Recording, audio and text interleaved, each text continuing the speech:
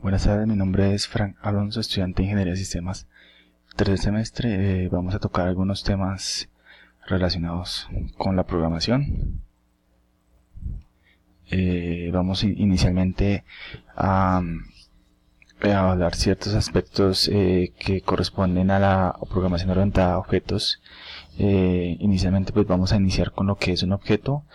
Es todo aquel que representa el mundo real. De esta forma un objeto tendrá sus propiedades y acciones a realizar. El paradigma orientado a objetos aparece como contraste a la programación estructurada que se venía utilizando desde los años 60.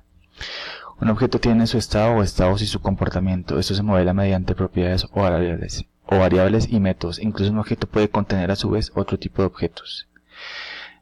Vamos a hablar de encapsulación de datos. Las interacciones con los objetos se hacen mediante los métodos, es decir, si queremos conocer información del estado del objeto, tenemos de llamar a uno de sus métodos y no directamente a las propiedades. Esta encapsulación nos permitirá cambiar las propiedades del objeto sin que los mismos consumidores sean afectados siempre y cuando les sigamos retornando el mismo resultado. Algunas de las propiedades que nos da la encapsulación de objetos es la modularidad. El objeto y sus propiedades deben ser pasados por diferentes estructuras del código fuente, pero el objeto es el mismo. Encapsular datos. Ocultamos implementación de propiedad de objeto, ya que accedemos a través de los métodos del objeto. Reutilización de código. Podemos tener diferentes instancias de un objeto de tal manera que esas diferentes instancias estén compartiendo el mismo código. Reemplazo. Podemos reemplazar un objeto por otro siempre y cuando los objetos tengan el mismo comportamiento. Vamos a hablar de una clase. Las clases representan los prototipos de los objetos que tenemos en el mundo real, es decir, es una generalización de conjunto de objetos. Los objetos serán instanciados de una determinada clase. Aquí vemos un ejemplo de cómo declaramos en Java una clase con la palabra reservada clase, el nombre de la clase, y declaramos unas variables privadas. Vamos a hablar ahora de lo que son los paquetes. Paquete es una forma de organizar elementos de software mediante un espacio de nombres. Así podremos afrontar desarrollos grandes de software facilitando la forma de encontrar o referirnos a un elemento. Podemos entender el sistema de paquetes como si fuese un sistema de carpetas, de tal manera que colocaremos cada una de las clases o ficheros en un paquete o directorio. Vemos acá un ejemplo de cómo declarar un paquete en Java. Este lenguaje Java nos proporciona un conjunto de paquetes por defecto conocido como el API de Java, en los que se pueden encontrar múltiples utilidades del lenguaje. Por ejemplo, la clase Java, que nos ayuda a manipular las cadenas de texto. En Java la clase que nos ayuda a manipular las cadenas de texto es la clase string. La clase string la podemos encontrar en el paquete java.lang. Vamos a hablar de la herencia. La herencia es una forma estructural del software. Mediante la herencia podemos indicar que una clase se hereda de otra, es decir, la clase extiende las capacidades, propiedades y métodos que tenga y añade nuevas propiedades y acciones. Digamos que una de las nuevas clases especializadas más aquellas clases de las que heredan al añadir nueva funcionalidad, que también pueden reescribir el fundamento de dichos eventos. En nuestro ejemplo del triángulo, este podría ser heredar una clase. Se podría heredar una clase polígono de la clase triángulo. Vemos acá la palabra reservada extends, que es la que nos dice que la clase polígono está heredando de la clase triángulo. Amigos, y por último vamos a hablar de la importancia del software de calidad. El desarrollo del software se ha convertido en una de las disciplinas más importantes en la actualidad y se encuentra avanzado a pasos agigantados, ya que el consumo de productos de software por parte de la sociedad es cada vez mayor y la necesidad de dar soluciones a problemas cotidianos con la tecnología se vuelve impredecible.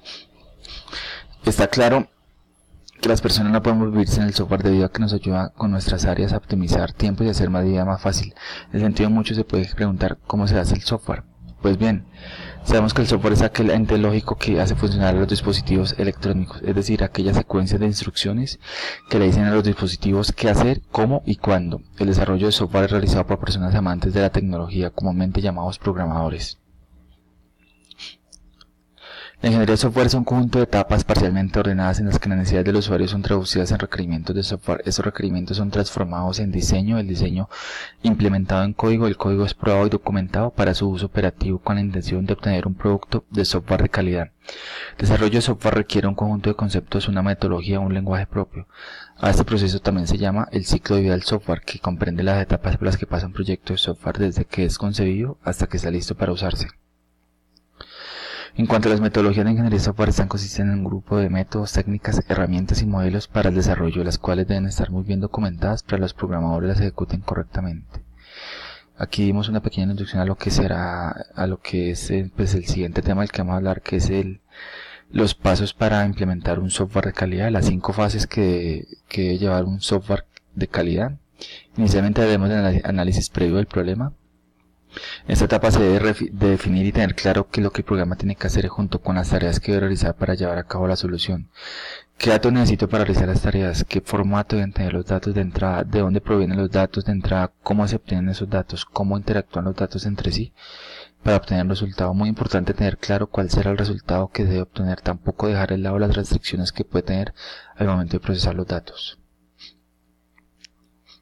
Siguiente a este paso, pasaremos al desarrollo del algoritmo. Una vez que tenemos claro el problema, después de haber definido todas las entradas y salidas que va a tener el programa, también se realizar las tareas a realizar. Es hora de diseñar el algoritmo que irá de acuerdo a todas las especificaciones anteriores y posteriormente será implementado en un lenguaje de programación para ser ejecutado por la computadora. El algoritmo se lo puede hacer en lenguaje de forma pseudocódigo o diagrama de flujo. La idea principal es que sea entendible y no solo por el diseño sino por cualquier persona. Tercero, vamos a hablar de la configuración del entorno del desarrollo y la codificación. En esta etapa consiste en transcribir o adaptar el algoritmo a un lenguaje de programación. Se tendrá que adaptar todos los pasos diseñados en el algoritmo con sentencias y sintaxis propias del lenguaje. Verificar errores, organizar el código y comentarlo. Son buenas prácticas que hacen los programas más legibles y facilitan la depuración. Cuarto, vamos a hablar de compilación y pruebas. La fase de compilación permitirá detectar errores en tiempo en compilación, ejecución y lógicos. Y en el caso que nos atiende, que es Java, se generará uno o varios archivos bytecode que serán ejecutados por la computadora. En esta fase también es necesario realizar pruebas con una gran cantidad de datos para encontrar posibles errores y corregirlos. Y por último vamos a hablar de lo que es la documentación y el mantenimiento. Por último se debe tener una documentación de todos los pasos hasta llegar a la solución del problema. A veces es poco tedioso esta fase, pero también es muy importante, ya que muchas veces suceden modificaciones al pasar el tiempo y estas se hacen en algunos casos por otros programadores diferentes a los que crearon, que incluso cuando uno mismo se va a modificar no se acuerda dónde tenía o qué pasos siguió para realizar ese software. Esta documentación es bastante importante y nunca se debe dejar de tener en cuenta. Muchas gracias por ver mi video.